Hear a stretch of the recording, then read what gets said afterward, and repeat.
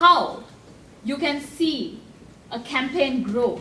That is how you can see the way we address an issue grow beyond yourself.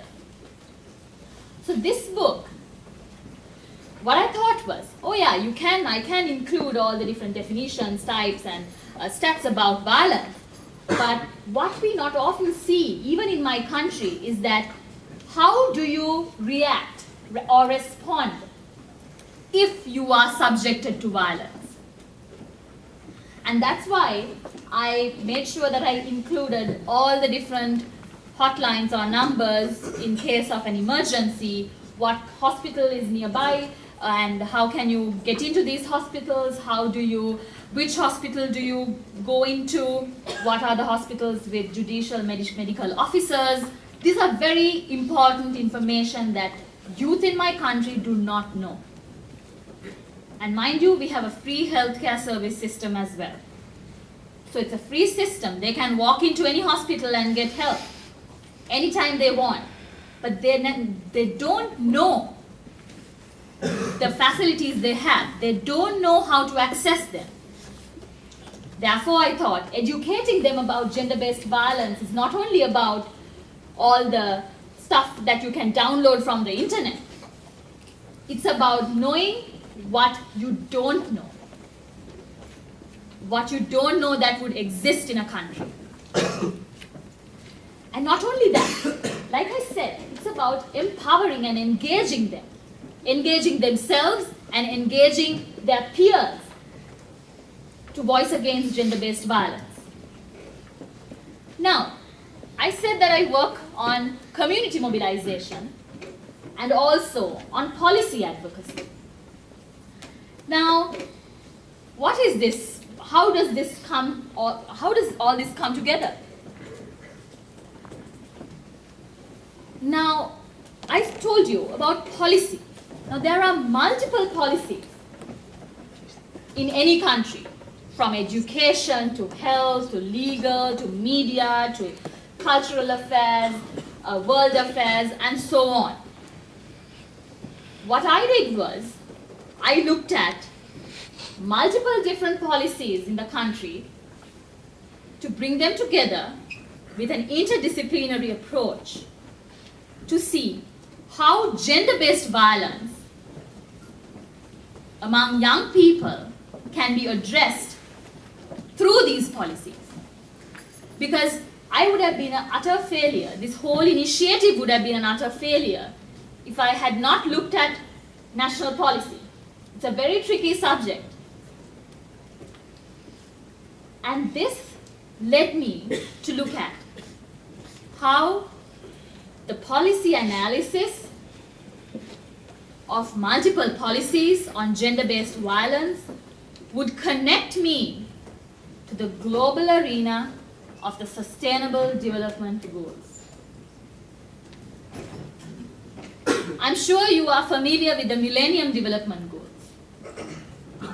Sustainable Development Goals are the 17 goals that countries agreed on very recently. I think it's already in the process at the moment, to address social issues, economic issues all around the world in a very cohesive way. So this made me look at how many Millennial Development Goals and how many Sustainable Development Goals was I able to address. You see the circles. I was shocked myself that this initiative would and will grow to address 7 out of the 17 Sustainable Development Goals starting 2015. And this is not a small initiative. It is not a small deal. That's when I realized that I was, just like my boss, Alan, the representative of the United Nations Population Fund Sri Lanka, told me, I have to rise beyond the limits. I have to rise beyond limits. This was going way off my limit. I did not know that a single initiative designed by a single individual would be able to touch base on 7 SDGs today. Am I going to stop here? No. This initiative, you might see, it looks all easy, that it connects to 7 out of the 17. It's not easy. It's a lot of analysis, it's a lot of communication, it's a lot of work that goes into it. Why? Because I'm still developing it and fine-tuning it so that I can present it to my government and say, look here, this is what youth of this country have told you, that there is a social issue and we have to do something about it.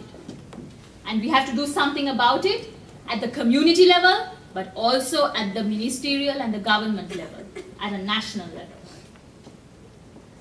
So that is how 100 Voices came together. 100 Voices started off in a very interesting way. Now I know a lot of you must be having the same question that many of my friends had. Why 100? What does 100 mean? Of course it's a very attractive number, I thought. But the story behind 100 Voices was that, you know, you walk into a room of young people and you ask them, are you active on social media?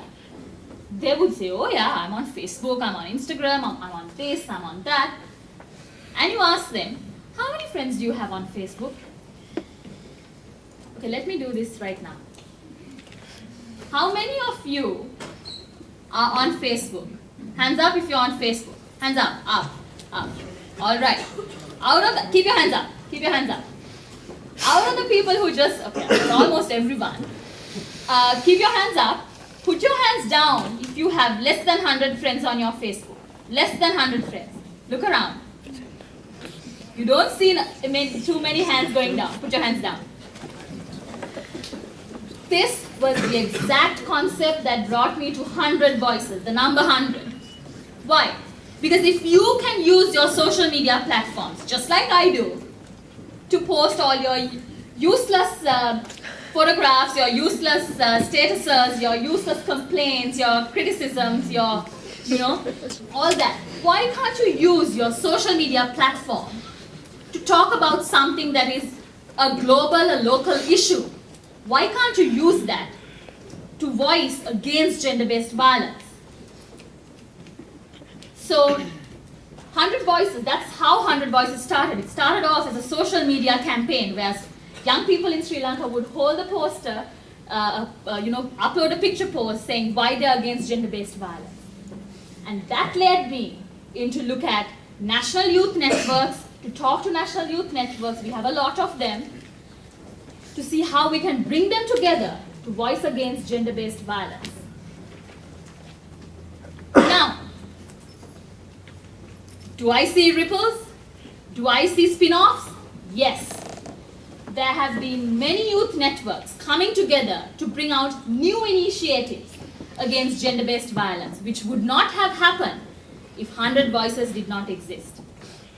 100 Voices AOD, Academy of Design, is an international design campus in Sri Lanka, which has come together to voice against gender-based violence through art and design. Speak Up Beyond 100 Voices is another initiative led by many young people to have workshops and trainings all around the country on gender-based violence, especially in schools and communities with young children. Paradigm Shift is another initiative led by another group of young people to bring in art, theatre, and also workshops and trainings to educate youth about gender-based violence. So it is not impossible to make a change in your community with the little you've got. I always say, some lessons will never be taught. You just have to learn them by yourself. Did I learn much about gender-based violence? Yes. But what else did I learn? I don't think I have enough time to tell you everything that I learned, because there's so much that you will learn on the go. 100 Voices is not the only initiative against gender-based violence. Art for Advocacy is another very elaborate and creative initiative by another social change entrepreneur in my office. That's to bring in designers and art together to form a union against gender-based violence and to educate artists about gender-based violence. OTW, On the Way, is an initiative by my very good colleague Naushalya Rajapaksa in Sri Lanka. She has brought together a nationwide, a research. A nationwide research for the very first time in the country about sexual harassment in public transportation. And this research has brought out a campaign to educate youth and other people about sexual harassment in public transportation. So these are not small initiatives. These are big initiatives run by small individuals in one small country. And I always say, and I always have believed, that change isn't impossible. You just need the 3 Ps: passion, patience, and persistence. It's not easy, but it's definitely not difficult. Before I wrap up, Onalie Ariyabandhu is just one out of the 4.5 million youth in Sri Lanka. I'm just one alumni of Iowa State. I'm just one individual. I'm no superwoman. I'm as ordinary as you are. But I am as special as you are too. You just have to learn, you just have to know that if you want to make a change in this world, you have to start it by yourself. Don't wait until anyone comes to you and say, let's do it. Because trust me, it's going to be too late. And I'll stop right now saying that it's your turn now. I've already done it and started it, but it's time for you to start. Thank you very much.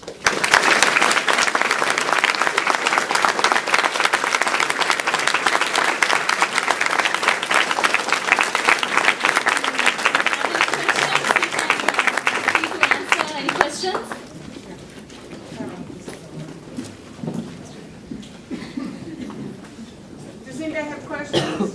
Now's the time. All right, thank you very much. Oh, thank you.